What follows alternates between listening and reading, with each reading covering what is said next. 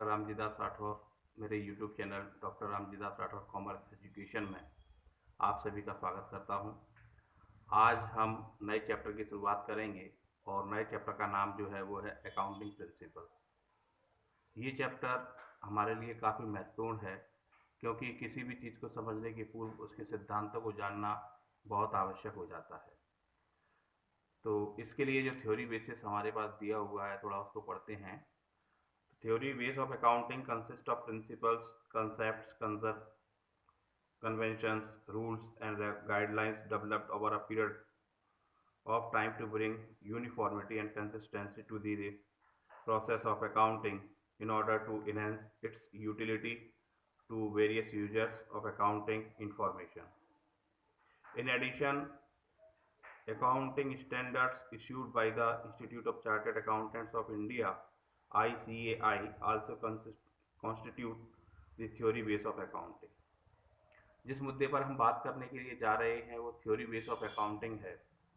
और जैसा कि अभी हमने पढ़ा कि थ्योरी बेस ऑफ अकाउंटिंग में हम उसके प्रिंसिपल्स को जानेंगे, concepts, conventions, rules and guidelines develop की जाती हैं और उन सभी को डेवलप करने का जो प्रमुख उद्देश्य है वो ये है कि जिससे कि आपकी अकाउंटिंग यूनिफॉर्मिटी बनी रहे, समानता बनी रहे इस प्रोसेस में। और इसके अलावा चूँकि हम भारत की बात करें तो हमारे पास the Institute of Chartered Accountants of India है, उसकी भी जो गाइडलाइंस हमको समय समय पर जारी होती हैं उनको भी इसमें शामिल किया जाता है। आगे हम इसमें चर्चा करें तो सबसे पहले हम बात करेंगे मीनिंग ऑफ अकाउंटिंग प्रिंसिपल्स की। अकाउंटिंग प्रिंसिपल्स आखिर होते क्या हैं? तो unlike in the past when accounting statements were largely needed by the proprietor, these days the accounting statements are needed by various parties who have vested interest in the business, namely proprietors, investors, creditors, government and many others। यदि हम statements की बात करें, accounting statements की, तो पहले तो केवल एक प्रोप्राइटर के लिए ही अनिवार्य होता था अकाउंट्स को समझना, जानना और बनाना। लेकिन आज के दौर में यदि हम बात करें तो अब बहुत सारे लोग हैं जो आपके बिजनेस से संबंध रखते हैं, जैसे कि प्रोप्राइटर है, इन्वेस्टर है जो पैसा आपके फर्म में लगाते हैं, क्रेडिटर्स हैं, गवर्नमेंट हैं और भी कई सारे पर्सन्स आपके लिए हो सकते हैं जो आपकी फर्म से जुड़े हुए हैं और आपके व्यवसाय में अपना रुझान रखते हैं। तो accounting statements disclose the profitability and solvency of the business to various parties. और जो अकाउंटिंग स्टेटमेंट्स हैं वो क्या करते हैं कि जो पार्टीज़ हैं तो उन पार्टीज़ के लिए आपके व्यवसाय की लाभदायकता, प्रॉफिटेबिलिटी और साथ ही साथ ये बताते हैं कि आपके व्यवसाय की सोल्वेंसी पोजीशन क्या है। सोल्वेंसी दैट मीन्स आपका बिजनेस उनके द्वारा दिए गए उधार माल अथवा सर्विसेज के पैसे समय पर दे पाएगा या नहीं दे पाएगा, इसकी जानकारी वह उपलब्ध कराते हैं। Then it is therefore necessary that such statements should be prepared according to some standard language and set of rules। अब चूंकि इतने महत्वपूर्ण जानकारी उपलब्ध कराई जानी है तो ऐसी स्थिति में ये आवश्यक हो जाता है कि हम जो नेसेसरी है और जो स्टैंडर्ड लैंग्वेज हैं और सेट ऑफ रूल्स हैं, तो स्टेटमेंट बनाने के पहले वो एक जैसे यूनिफॉर्मिटी रूल्स को हम तैयार कर लें, बना लें। और जो रूल्स हैं तो these rules are usually called generally accepted accounting principles. तो जो आपने रूल्स बनाए हैं तो उनको आप कहेंगे GAAP, यानी जनरली एक्सेप्टेड अकाउंटिंग प्रिंसिपल्स। तो सामान्य रूप से अकाउंट के स्वीकृत सिद्धांत इनको नाम दिया जाएगा। These principles have been generally accepted by accountants all over the world as general guidelines for preparing the accounting statements। अब आप विश्व के किसी भी क्षेत्र में अकाउंट का वर्क कर रहे हो, आपको ये सारे के सारे जनरल रूल्स जो हैं उनको कंपल्सरीली फॉलो करना है, जिससे कि वो अकाउंट आपके सही रूप से तैयार किए जा सके। These principles have developed over a course of period from uses, reasons, common experiences, historical precedent, statements of individuals, professional bodies and regulations of government agencies. अब जो सामान्य सिद्धांत जो आपके बन रहे हैं तो वो भी इस टाइप से क्रिएट हो रहे हैं कि लंबे समय से आप किस चीज़ की प्रैक्टिस करते चले आ रहे हैं, और कुछ रीजंस होते हैं, कुछ कॉमन एक्सपीरियंसेस आपके होते हैं एक जैसे, वो आप शामिल कर सकते हैं। हिस्टोरिकल कोई इवेंट्स हैं, घटना प्रेसिडेंट्स हैं, और statements of individuals, professional bodies जो आपके आई वो institute of Chartered Accountants of India वगैरह हैं, तो इस टाइप के तो जो भी रेगुलेशंस या गवर्नमेंट एजेंसी जो सेट करती हैं उनको हम इसमें शामिल करके चलते हैं। तो ये बात हमने समझी मीनिंग ऑफ अकाउंटिंग प्रिंसिपल्स की। तो उसका आशय केवल इतना सा है कि हम ऐसे सिद्धांतों को तैयार कर रहे हैं जिससे कि अकाउंट में यूनिफॉर्मिटी बनी रहे और इसको सभी लोग स्वीकार करेंगे। चलिए अब हम आगे बात करते हैं। तो आगे इसके बाद हम बात कर रहे हैं वो है नेचर और करेक्टरिस्टिक्स या फीचर्स ऑफ अकाउंटिंग प्रिंसिपल्स। तो इसका नेचर किस टाइप से रहेगा तो इसके बारे में हम जानते हैं। First one, accounting principles are uniform set of rules. बहुत महत्वपूर्ण विशेषता है ये इसकी। तो accounting principles are uniform set of rules और guidelines developed to ensure uniformity and easy understanding of the accounting information. जो रूल्स आपने बनाए हैं उसका पहला प्रमुख उद्देश्य ही यह है कि हम उसमें यूनिफॉर्मिटी बनाना चाहते हैं, और सेकंड पॉइंट अंडरस्टैंडिंग कैपेसिटी उसमें बनी रहे, आसानी से समझने योग्य हो, ये हमारा इसके बनाने का प्रमुख विशेषता या उद्देश्य रहेगा। Second one, accounting principles are man made. तो accounting principles are man made and are derived from experience and results. They are not laboratory tested and hence they lack universal applicability like the principles of physics, chemistry and other material sciences, natural sciences। तो कहने का aspect ये है कि जो accounting principles हैं वो व्यक्तियों द्वारा बनाए गए हैं, इनको लेबोरेटरी के अंदर जैसे साइंस के रूल्स बनाए जाते हैं इस तरीके से तैयार नहीं किया जाता है। तो इसको आप याद रखें, और क्योंकि मैनमेड है तो वो अपने एक्सपीरियंस के आधार पर आप उसको तैयार करते हैं। Third one, accounting principles are flexible. तो इसमें परिवर्तन होने की संभावनाएं भी आपकी रहेंगी, तो वो किस तरीके से रहेंगी उसको हम समझते हैं। तो accounting principles are not rigid but flexible. तो flexible, they are bound to change with the passage of time in response to the changes in business practices, government policies and need of the users of accounting information। तो जिस type का आपकी आवश्यकता है वैसे आप rules को थोड़ा सा एडजस्ट कर सकते हैं, ये फ्लेक्सिबल हैं, उनको आप सेट किया जा सकता है। Then accounting principles are generally accepted. अभी हमने बात की थी गैप के बारे में।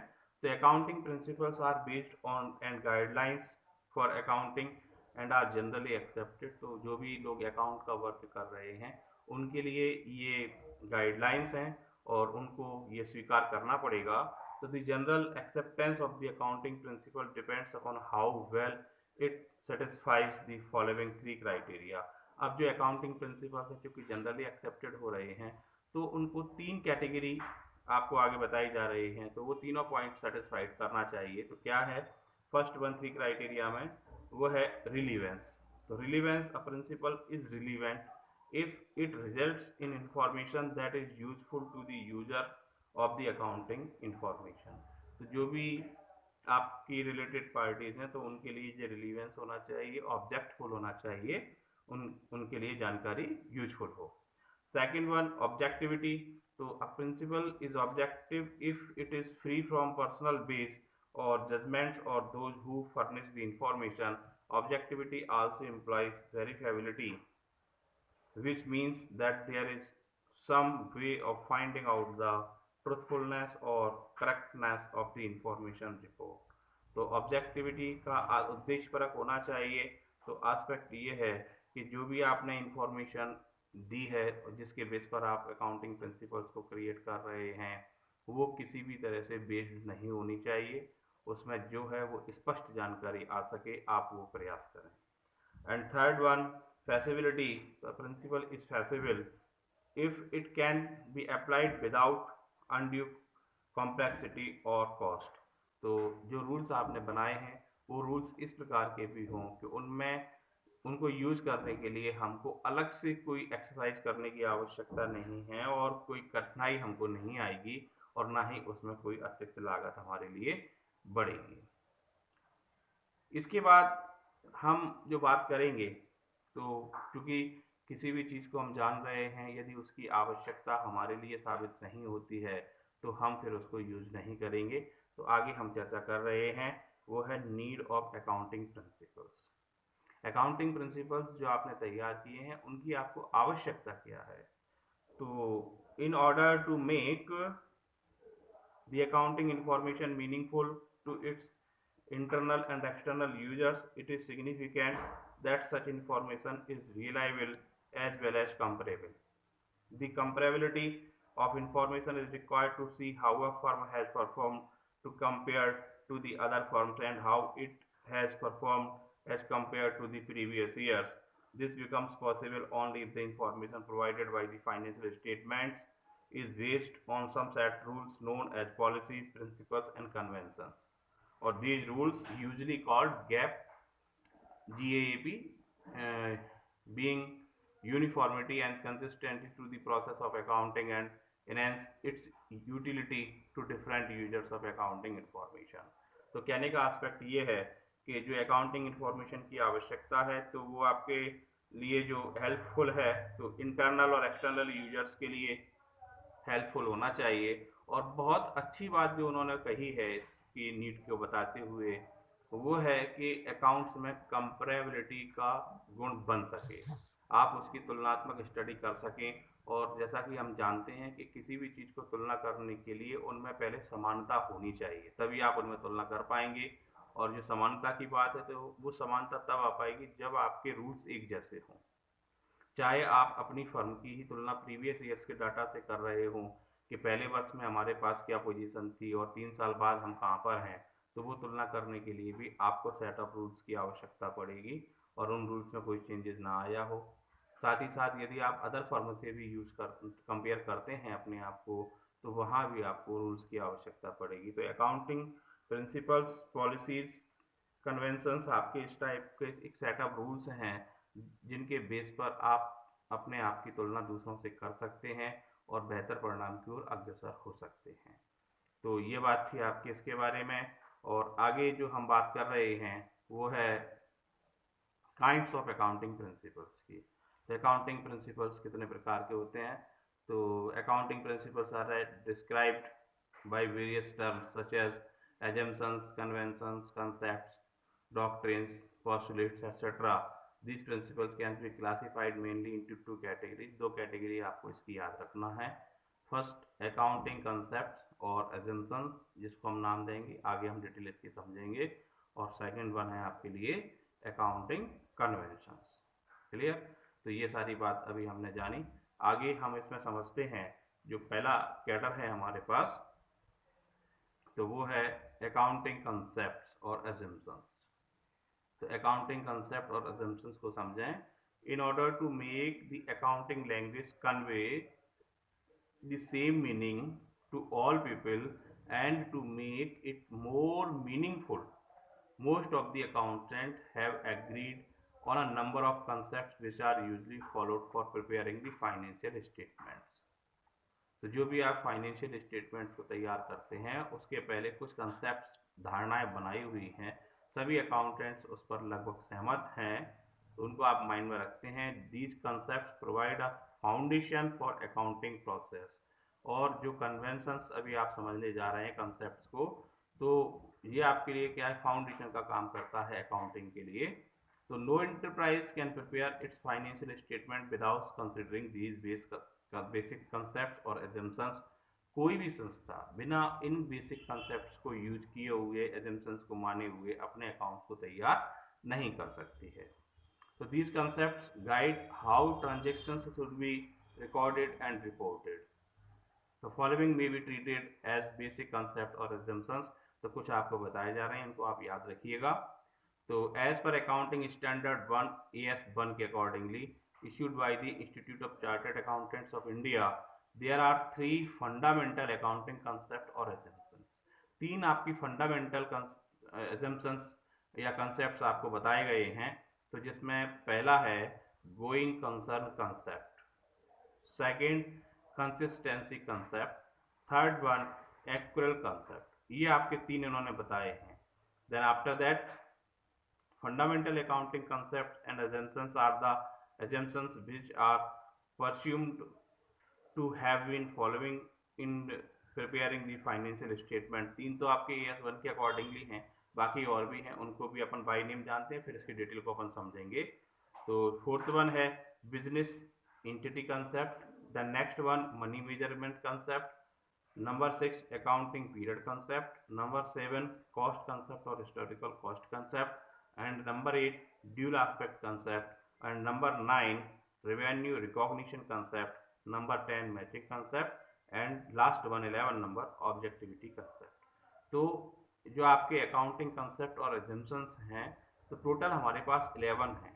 उनमें से तीन going concern concept, consistency concept और एक्चुअल कंसेप्ट, ये आपके institute of Chartered Accountants of India द्वारा फंडामेंटल कंसेप्ट घोषित किए गए हैं। तो ये हमने अभी पॉइंट को समझा। आगे हम इसकी बात करते हैं अकाउंटिंग कंसेप्ट्स के बारे में डिटेल।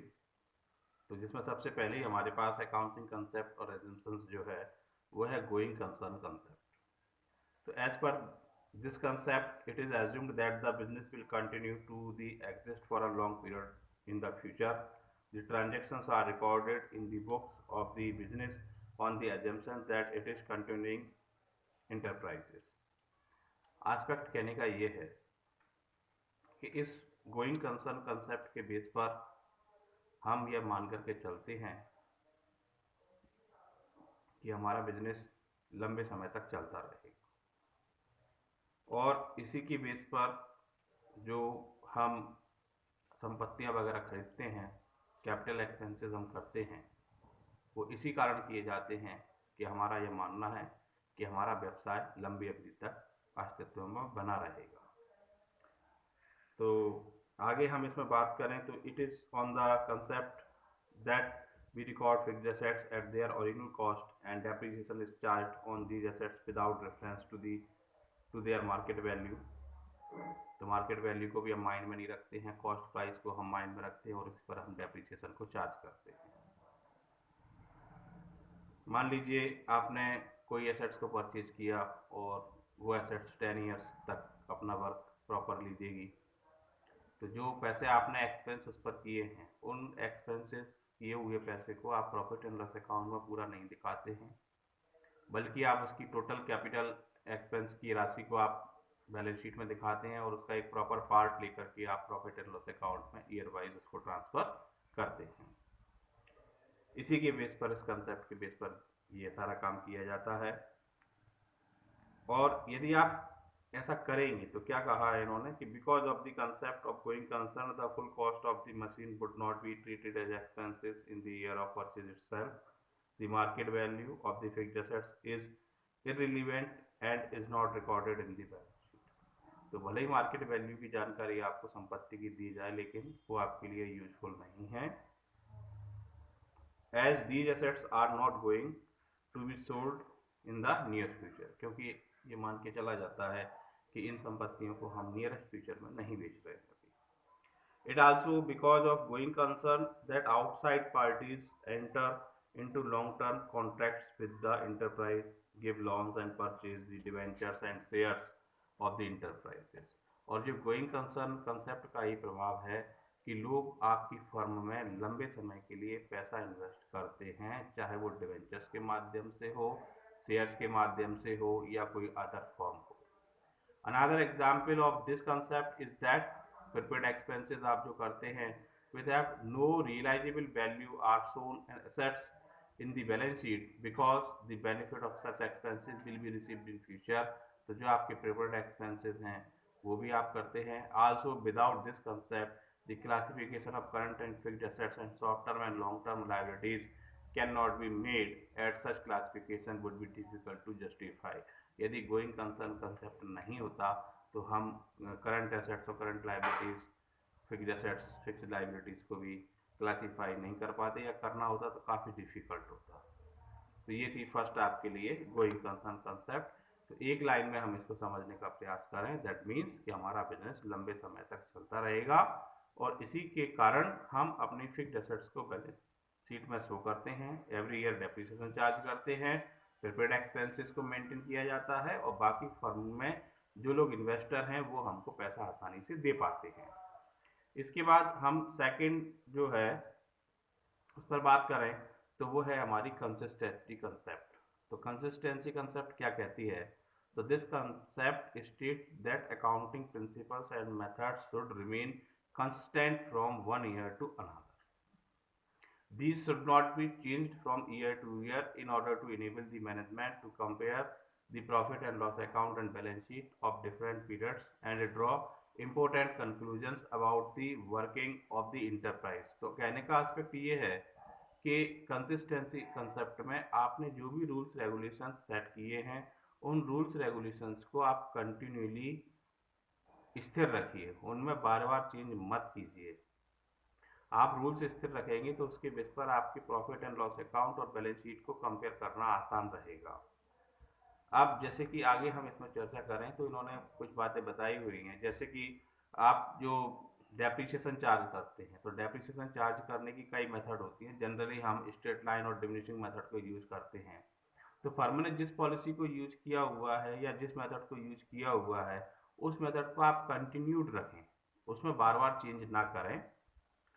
चाहे आप अगर हम बात करें तो वैल्यूएशन ऑफ स्टॉक हो तो उसके बारे में आपकी मेथड होती है तो उसको भी आप ध्यान रखें, या making a provision for bad debts percentage आपको डिसाइड करना है तो उसके बारे में भी आपने जो रूल्स बनाए हैं उनको आप कंसिस्टेंसी के साथ साथ आगे चलने दीजिए, उनमें बार बार चेंज ना करें। लेकिन साथ ही साथ एक बात और इसमें समझने योग्य है हमारे लिए, वही है कि कंसिस्टेंसी कंसेप्ट हमको बिजनेस में यूज करना है, ये बात सही है, लेकिन while the consistency concept should not be taken to mean that it does not allow a firm to change the accounting methods according to the changed circumstances of the business। अब इसका ये मतलब नहीं है कि कुछ भी हो जाए हमको उन रूल्स को चेंज नहीं करना है, ऐसा नहीं है।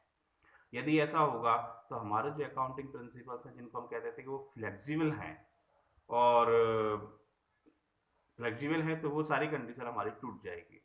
तो हमने थोड़ा सा इनको फ्लेक्सिबिलिटी भी देनी है। तो इस बात को ध्यान में रखते हुए आप याद रखें कि यदि आपकी फर्म के लिए बहुत ज़्यादा आवश्यक है कि इन रूल्स को चेंज किया जाए तो आप उनमें चेंज कर सकते हैं। और इफ़ यू फील दैट कि आपको लगता है कि आपकी फर्म की प्रॉफिटेबिलिटी और जो परफॉर्मेंस है वो बिजनेस का इंक्रीज हो सकता है तो आप निश्चित तौर पर अपने ये रूल्स आपने बनाए हैं उनमें चेंज कर सकते हैं। लेकिन अगेन फिर भी मैं आपसे कहना चाहूँगा कि आप अननेसेसरी अपने रूल्स को चेंज ना करें। रूल्स बनाने के पहले डिसाइड कर लीजिए, रूल्स जहां एक बार बन गए हैं तो फिर आप उनको स्टैंड कीजिए जिससे कि आपके अकाउंट में सिमिलरिटी बनी रहेगी। देन थर्ड वन हमारे पास जो है वो हमारे पास है एक्रुअल कंसेप्ट, काफ़ी इंपॉर्टेंट है। ये तीनों कंसेप्ट ES1 के अकॉर्डिंगली आपके लिए आती हैं। तो accrual concept in accounting, accrual basis is used for recording of transactions is provide more appropriate information about the performance of business enterprise as compared to cash basis. Accrual concept applies equally to the revenue and expenses. In accrual concept, revenue is recorded when sales are made or services are rendered, and it is immaterial whether cash is received or not। कहने का aspect ये है, हमारे पास दो concept होती हैं, एक accrual concept होती है और एक हमारा कैश कंसेप्ट होता है। तो जो एक्रुअल बेसिस कंसेप्ट है आपके लिए तो उसके लिए हमको ये याद रखना है कि हमारी फर्म में जो भी डीलिंग्स हो रही हैं वो डीलिंग्स हो गई, यानी हम उसको बिजनेस को रिकॉर्ड में ले आएंगे, चाहे उसके संबंध में कैश रिसिप्ट हुई हो अथवा ना हुई हो, हमने कैश का भुगतान किया हो अथवा ना किया हो। तो इस बात के लिए हमको ये याद रखना है, इन accrual concept revenue is recorded when sales are made or services are rendered and not immaterial whether cash is received or not। तो similarly according to this concept expenses के लिए भी आपको इसी टाइप से याद रखना है, ठीक है ना। तो इसको आप रिकॉर्ड करेंगे तो thus to ascertain true profit or loss for an accounting period and to show the future financial position of the enterprise at the end of accounting period. All expenses and income relating to the accounting period are recorded, whether actual cash has been paid और received और not. कहने का aspect ये है कि actual concept का ही हमारा प्रभाव है कि हम trading and profit and loss account बनाते समय फॉर द ईयर जितने भी हमने एक्सपेंसेस किए हुए हैं या इनकम हैं उनको हम रिकॉर्ड कर पाते हैं, चाहे उनके संबंध में पैसे प्राप्त हुए हों अथवा ना हुए हों। तो आउटस्टैंडिंग वगैरह एक्चुअल वगैरह को हम रिकॉर्ड करते हैं, तो ये इसी का प्रभाव है। तो the significant of these fundamental assumption is that they need not be specifically stated in the financial statement, and the users of financial statements can take for granted that these assumptions have been followed while preparing financial statement. However, if they of the above mentioned fundamental accounting assumptions are not followed, then this fact should be specifically disclosed. तो कहने का aspect ये है कि जो अभी हमने 3 basic concept को समझे हैं, तो वो सारे के सारे कंसेप्ट हमको यूज करना है। तो आज हम इतनी ही बात करेंगे, अगले लेक्चर पर फिर हम अगली बात करेंगे। तो मैं अगेन आप सभी से कहना चाहूँगा कि ये जो मैं आपके लिए वीडियोस डेली दे रहा हूँ, इनको देने का उद्देश्य ये है कि आप सभी लोगों को अकाउंट्स मेरी तरफ से मैं बेहतर से बेहतर आपको समझा सकूँ और आपके समय का भी सदुपयोग हो, कम समय में हम बेहतर समझें। और आपको वीडियो समझ में आ रहा है तो आप मेरे वीडियो को लाइक शेयर और कमेंट करना ना भूलें। मैं डॉक्टर रामजी दास राठौर आप सभी लोगों का बहुत बहुत धन्यवाद अदा करता हूँ कि आपने मेरी वीडियो को